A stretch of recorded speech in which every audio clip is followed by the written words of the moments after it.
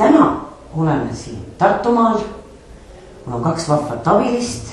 Tere, mina olen Laura. Tere, mina olen Kadri. Ja koos me istume ja arutame ja õpime järgmised kuud esmakeelt. Kas te oskate mulle öelda, mida head saab teha elektriga? Panna lampe põlema. Panna lampe põlema, mida veel?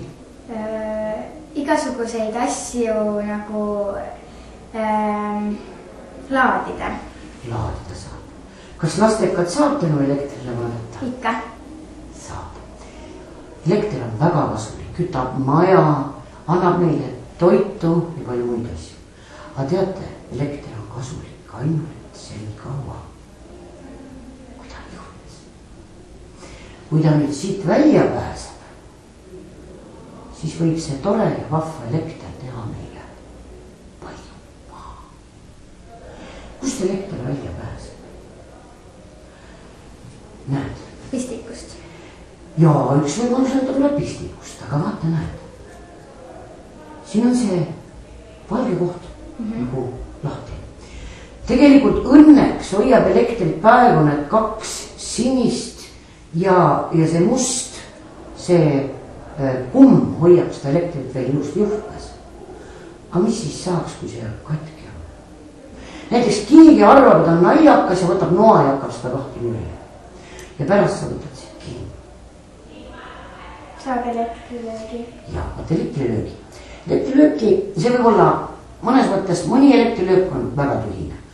No ma usun, et peaaegu igaüks on kunagi saanud mingi pisikese sutsaka. Natukene aega nutab, raputab kätt ja midagi hullu ei ole. Sellepärast, et meil on tegelikult üks väga hea kaitsekiht. See on meie nahk. Nahk on peaaegu samasugune kui see. Tema ei lase väljalt elektrit ligi. Aga kui elekter läheb läbi naa, siis hakkab tulema pahandus. Siis tuleb ta läbi naasi, ta läheb veresooni pidi, ta võib südame käia, seisma panna, ta võib igasugust pahandust teha. See tähendab seda, et siis kui elekter midagi kurja hakkab tegema, jätab ta läbi naha minnes jälje. Ta on üks pruunikad, hallikas täpp. Ja siis võivad tulla asjad väga paha, minna asjad pahaks. Nii, kui nüüd see juhe on sees ja mina võtsin siit kinni ja keegi oli vahepeal nagu lõiganud selle katki, mina ei märganud ja järsku hakkaks karjuma ja ütleks ai, ma ei saa käsi lahti, ai, mida teha? Mis te arvate? Ma ei saanud käsi lahti, käsi krapis siin küljes kinni. Kõigepealt võtta elekter välja.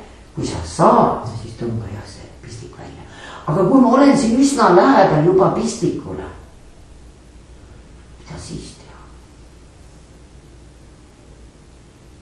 Siis sa hõikad ja kannid kõvele ka emale või isale ja ütled, et võta vool välja. Kas teil kodus on niisugune asi nagu voolukapp? Jah. Kas seal voolukapis saab võtta voolu välja? Jah. Ma arvan, et teie vist ei oska. Ei oska. Aga kas ema, isa, vanaema, vanaisa oskavad? Jah. Ma arvan küll, et oskavad. Tegelikult siis me siia juurde minna ei tohi ja siis me kutsume ja laseme voolu võtta välja.